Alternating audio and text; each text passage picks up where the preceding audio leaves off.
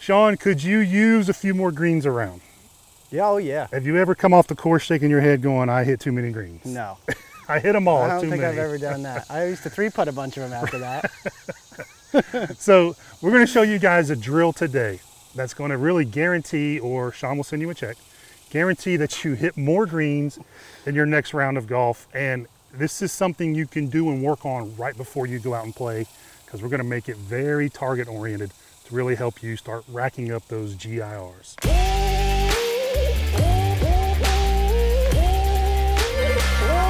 So we get sent a lot of training aids to try out, and for us, they've got to be 3 things, right? Yep. They've got to be simple to use, has to provide good feedback, reliable feedback, and then it has to force you to do the work. We don't like training aids that do the work for you, because the research shows that you're really not learning the skill it's trying to show you. Well, we've got here in our hands a divot board, and this kind of hits all 3. 1, it's very simple to use. 2, it provides incredible feedback. You can see right there, your club comes through the so-called ball there, the little yellow spot. It's going to show you exactly how it did that. And then this forces you to make the correction of putting the club on the ball in the right places with the right path, heel toe, toe to heel. This forces you to do all of that. Now, if you want to find out more about this, how we use it, how we recommend you use it, and what it's going to do for your golf game, just click on the iCard above in the top left-hand corner of this video. It'll take you to our full analysis of this training aid, show you exactly how we use it, and show you why we love it. Sean, so in order to hit more greens, you need to get more open, is that correct? So yeah, let's talk about that. So okay. That's kind of the trend now, right? And I think that is one of the most overrated things in instruction right now, is telling people just to get open. Because the normal golfer has a problem with slicing the ball. Right. Right? And if that guy is already spinning his body too much, right? And if he gets more open, he's going to actually wipe across the ball more and cause him to hit pulls and worse slices. So that idea in and of itself probably isn't going to help the normal guy hit more greens. We've had a number of golfers actually come in telling us they've been trying to get more open or been told they need to get more open. And when we actually measure what they were doing, we'll say, okay, we'll capture that swing. Now show me the swing you used to make. The swing they used to make was more open than a number of the tour winners that we have. Yeah. So without one knowing what you do currently, that's a big problem. Yeah. To really start trying to crank your body in some weird spots, because it's not going to guarantee you anything with hitting more greens. Yeah, and the issue with that is it has golfers start thinking they want to be the maximum open they can get by impact. And that's just not true. You wouldn't want to be as open as you're going to get until this kind of post-impact shaft kind of level to the ground spot. Well, then you're going to start, to do that, you're going to start getting more open. You're going to start earlier, and the club's going to start going out this way, and then that is definitely not a recipe for more greens. Yeah, so those of you trying to get more open, it may actually cause you to miss more greens if you're doing things correctly and things are getting out of sequence. Okay, that leads us to our second one. Okay. Swing more left to hit more greens. Yeah, and for the right guy, that might be pretty good, but for the average golfer, they're already swinging a lot to the left, right? So if you tell them to swing more left, that's going to put more slice spin on the ball. Because what most golfers do is line up to the right. Yeah. Okay, so you're almost baking in a leftward swing to hit it towards the target. And then if you try to swing more left on that, because you may do it with your alignment sticks on the range, then you go to the first tee and you got your first fairway and you're trying to hit that green from 150 and you're lined up way out here to the right, and I've been practicing monkeying it left really hard, and now I have to and do that on top of it. You're going to hit some really wacky shots. You're going to hit hot pulls. Nasty shots. You can't score long left, and then you're going to hit some weak blocks because of it. So that in and of itself is certainly not the recipe for more greens. Okay, that's correct. So let's talk about something that you spoke about it before, something they can think about or do before the round, or anytime really, but it's a real helpful before round thought and drill, I would say, because it's target oriented, right? It's through swing. So we want to have this club exiting more on plane, which the plane is tilted. So let's have you set up down the line. Yeah. So we're just kind of eyeball this. The plane's somewhere around here. That's left, right? That's left enough. To swing on that, that is left enough. That's the amount you should swing left. Okay? And you're open enough to do that, but that's way more right than what golfers feel. So let's talk about that. Because of the fact that you're swinging down on a plane and starting to turn the body through the shot, your arms don't also need to provide the left. The rotation of the body is going to get the club to go up the arc on the other side. Right. Instead of you sawing the arms across, as you come down, if you can just feel like, and I think you and I talked about this earlier, Butch Harmon gave a great tip to Tiger Woods. He told him just to shake hands with the target. Yeah. Right? So if I'm going to shake hands with the target, I wouldn't try to rip my hand around to the left. I would just put my right hand kind of down the line here and have the toe of the club up in the air. Well, we get so many golfers that we see complain about the chicken wing, right? Yeah. That's because you're pulling everything across and in front of your body. Like this has to give, right? Because you're not going to do it like this. So to get rid of the chicken wing, you have to have room for this right arm to extend. If it's pulling across you, that elbow is going to be popping out first, and you're not going to have fun. No, and one more thought about this before we go to gears and take a look at it is to get to that position with the arms extended. If you just think about turning, a lot of times the hips will back up and you have no chance. To do this correctly, your butt actually has to kind of get under you, right? And you have to extend your upper body. That's what gives you that kind of tour look with the extended arms. Yep. If you're just spinning from the top and your butt's backing up, you have no chance to do it. Show them that from down the line. This way, yeah. Yep. So this is the spin out, we call it. This is like the butt backwards. Yep. Right, and that gets me wiping across with bent arms. If I feel like tucking my rear end under me as I'm turning, staying this way, that gets me in that tour position. Now notice he's still tilted out towards the golf ball. He's not vertical at this point. Exactly. I'm still maintaining my angles this way. I'm bent to the right slightly, but I definitely have extended my pelvis kind of under me, my hips under me, and pulled this back a little. You can't just stay down and stretch your arms out. You actually have to do it a little more with the body. We see a lot of golfers trying to not early extend, right? So they'll come in, they'll try to get their butt back like this, and then they stay there. See it every day. Yeah, it's a killer. All right, so we're going to show you gear, show you exactly what should happen, and then come back and show you the drill to take care of this when you go out and play. Your pelvis moves in 6 different directions every time you make a golf swing. If you want to take a little quiz, pause this video and see if you can name all 6.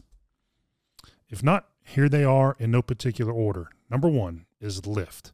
The pelvis moves up and down in every swing we've looked at. Here you can see the pelvis moving down 2 inches and up 1/2 inch from where it starts. Number 2 is thrust. Chances are this is one of the 6 that's causing you trouble in your swing. It's the movement to or away from the golf ball as you swing. Number 3 is sway. Most amateur golfers that we see are trying to remove this movement from their swings completely, while the pros we see are using it to create speed and compression. Sway is when the pelvis moves away and towards the target, and whether you like it or not, it happens in every swing. We're going to look at number 4 and 5 together, and it's rotation and tilt. Your pelvis rotates during every swing, and because of our anatomy, that rotation creates pelvis tilt, or at least it should. Here the pelvis is rotating 45 degrees closed and 45 degrees open. Notice as that's happening, pelvis has a natural tilt to it, and that tilt is caused by number 6, which is bend. Bend is easy to think of as either sticking your butt out behind you or tucking it underneath you. In this video, we're going to show you how the pelvis should bend in a good swing. We're going to remove all the other movements in order to highlight how the pelvis moves in this one plane of motion. This is going to be important to know because every day we see golfers trying to use their pelvis bend incorrectly to fix their early extension and to try to get more open.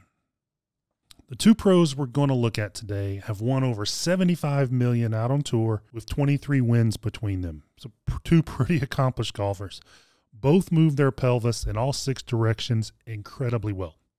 The first here would be considered a high rotational player. The second we'll look at would be more on the low end of the spectrum for rotation. On the left side of your screen, you'll see the combination of all 6 movements. And on the right, you'll see each player's pelvis bend in isolation. We'll also put up on the screen their real-time numbers to add context to what you're seeing. As our first pro gets going, notice the gradual loss of his bend as he reaches the top of his backswing. This is him gradually tucking his butt as he moves to the top. This is the first place we see most amateurs deviate from what great players do relative to how they move their pelvis. In an effort to quote-unquote keep the hips back, We see many golfers do the opposite by adding pelvis bend as they move to the tops of their backswing. This often results in a pelvis that turns too flat and sways forward right from the start. As our pro starts down, you'll see him continue to lose pelvis bend as he reaches impact, and for reference, his pelvis is 49 degrees open here at impact. AMs are scared to death of this, and again, often do the opposite by trying to add bend back in all the way to the ball, all in an effort to fight that early extension and or to crank the hips open. But as is usually the case, when we do the opposite of what great players do, we wind up doing the very things we're trying to avoid. Notice the pane of glass we have here behind the golfer's rear end. This shows that keeping your pelvis back is accomplished by controlling the center of your pelvis, not by trying to add in pelvis bend during your golf swing. And you can see a lot more on how to control the center of your pelvis by checking out one of our recent pros versus AMs videos on hip rotation and hip thrust. Then as he moves through impact, he continues to lose pelvis bend, which is the big element that gets his club exiting back up the plane with that full extension into the follow through. Now let's look at our second pro. And again, this golfer has way less rotation at impact than the first player we saw. As he gets moving to the top, we're also seeing him lose pelvis bend on the way up. He's losing pelvis bend, but he still gets that proper amount of pelvis depth because he's controlling the center of his pelvis. And on his way down, he does something a little different than our first pro. He adds his bend back in early, which is something that happens with a number of great players early in the downswings, and the key word here being early. But then immediately after adding it back in, he takes it away as he reaches impact. His hips are now 25 degrees open, so roughly half of what we saw from the first player. But like our first pro, he's still arriving at impact with less pelvis bend than what he had at address. And you can see how he continues through impact. This extension or this loss of pelvic bend is what allows him to get that club exiting properly without that artificially manufactured, swing left look we see so many players trying so hard to achieve. The great thing about learning tour level pelvis bend is that you don't typically have to learn it. What I mean by that is if you start from a good posture and have zero intention of trying to add in pelvic bend during your swing, you are most likely going to move your pelvis just like you see here from our two pros. It's a pretty natural movement to make during the swing as long as there's no concept in place to ruin it. You hear us talk all the time about how important good concepts are to the success of your swing. That holds doubly true for moving your pelvis like the best players in the world. All right, Sean, we've got our station set up and we use this drill all the time. And initially, you can use this just to see how it's set up, but when you're warming up before a round, you can just plop 2 sticks on the ground. You don't need a noodle. We just got it right over the alignment stick, so it's easier to see here on camera. But Sean's gonna be shooting it out downrange, and we've got the alignment stick on the ground, aimed right at his target, and we got his ball 6 inches outside of that. All right, so let's have you set up to it. Okay. So the first thing we're gonna do is get a feel for where that plane is, the exit plane here on the through swing. So we're just gonna have him set up to the ball and just make a forward push. Yeah, so I'm gonna just go to preset kind of impact and just push this ball. Oh, it was on a tee. I'm gonna push this ball down range. Okay. Like now, that. You notice he couldn't really pull across it too much. Do that again. Okay. Put it here. So I'm gonna preset impact, weight forward, handle slightly forward, right? Yeah, you're getting into your impact position. Right. Yep. And then I'm gonna push the ball down range and try to make it so I feel that handshake. And to do that correctly, I can't stay bent over, right? I have to be having my rear end and my butt coming under me some to do Exactly it. right. Exactly right. Now, so now you know where that plane is. Now let's start to get a feel for, on small swings, where that club's exiting. Yeah, so I'm just gonna set up kind of normal, just make a little backswing and just get a feel for that. And you know, we talk about this a lot in lessons. Sometimes it's very helpful to figure out where the club's gonna be over here, and it'll force you to sort out the other side, right? Exactly It's helpful for some people. So if I go here, make a little swing, see if I can feel like through here I'm shaking hands with the target, and it will go right up the swing plane. What you're gonna get a really good sense for when you lock down the movement of the club, the shape of the swing, you're gonna get a really good sense for where this face is pointing. Yeah. So if you're doing this, you're not hitting your stick and you're seeing balls flare out to the right, guess what? face is wide open. Yeah, it allows you to eliminate some of the causes, right? Of Absolutely. the bad shots. I know I've got my plane kind of sorted. Right. Or I'd hit this. Yep. Right? And if I had the face too open, it'd go right, or if I kind of roll it with the face down, it would go left. Yep. But if you can use your right hand as almost the like the club face, right? And feel that motion. And if I go over here and just kind of shake hands there, face starts rotating up, I should hit some little draws, right? And I've extended my body and my arms. You see some of the best players in the world. They'll be out there in the range before practice rounds, before tournament rounds, just kind of getting familiar with where this exit is. Hit a few balls in here, you don't hit it, you're good to go, step back, finish your warm up, and you're off to the races. But if you pull this out and this feels like it's in your way, you need to spend some time working on it. Absolutely. Hey guys, we hope you enjoyed today's video. If you did enjoy it, go ahead and give it a like. Also, if you have any questions about today's video, or you have an idea of a video that you want us to shoot, go ahead and leave it in the comments below. We read every single comment. We also respond to the comments. So again, leave us a comment if you have any questions or there's anything you'd like to see. Now, if you haven't already, click the subscribe button. We have videos coming out every single week and we don't want you to miss one. So by clicking subscribe, that ensures you're notified right away when a new video comes out. And hey, if you want to add instant distance to your drive, and we all do, everybody wants more distance, go ahead and click the link in the pinned comment below. You're going to see a link. Click on it, it's going to take you to a page. You're going to enter your name and email address. We're going to send you an email where you're going to get access to instant distance, which is a video training that we put out.